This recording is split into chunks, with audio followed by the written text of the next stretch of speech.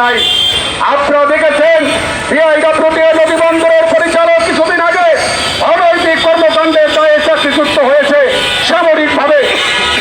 আমরা দেখেছি মেরিন ইঞ্জিনিয়ারের বিরুদ্ধে দুর্নীতির পাহাড়, তাদের আলিশান জীবনযাপন, তারা আজকে নৌ সেক্টরকে এক শ্রেণীর লোকের মাধ্যমে শ্রমিক এবং মালিকদের মধ্যে একটা যুদ্ধ লাগানোর ব্যবস্থা তারা তৈরি করেছে।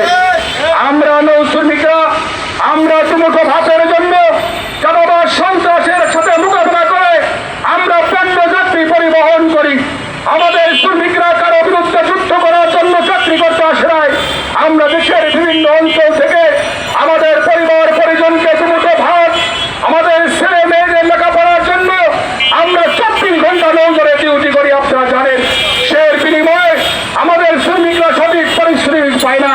5 বছর পরে শ্রমিকদের সামান্য মজুরি বৃদ্ধি করে তার দেশের নৌজরের মালিকরা ষড়যন্ত্র করে শ্রমিকদেরকে সেই মজুরি থেকে বঞ্চিত করে। সংগ্রামী বন্ধুরা, আজকে চট্টগ্রাম অঞ্চলে আপনারা জানেন লাইটারের জাহাজে সিরিয়ালের নামে ওই টিভি শিপিংকে ব্যবহার করে সেখানে একটা চরম নৈরাজ্য চলছে।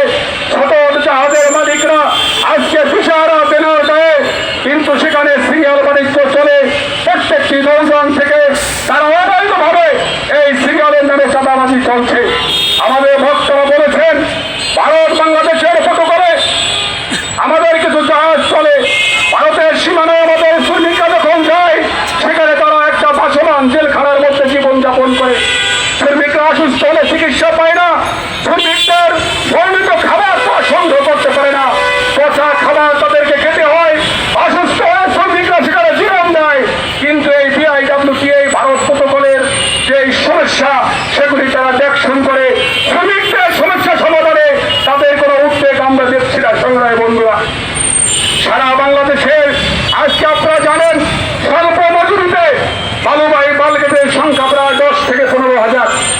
আমরা লক্ষ্য করছি এই বালগের শ্রমিকরা মালিকরা সরকারি রেজিস্ট্রেশন করে নৌ পরিবহন দপ্তর থেকে সনদ গ্রহণ করে তারা নৌযান চালায়, কিন্তু আমরা দেখছি নৌ প্রশাসন সমস্ত অভিযানের নামে মাসোয়ারার নামে তারা প্রতিনিয়ত নদীতে অভিযান করে আমাদের শ্রমিকদের নামে মিথ্যা মামলা দিয়ে মেরিন কোর্ট সহ বিভিন্ন কোর্টে তারা মিথ্যা মামলা দিয়ে আমাদের শ্রমিকদেরকে জেহাজতে প্রেরণ করে।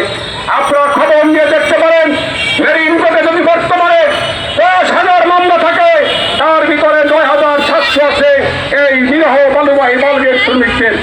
আমরা পরিষ্কারভাবে সংগঠন থেকে আমরা ঘোষণা করতে চাই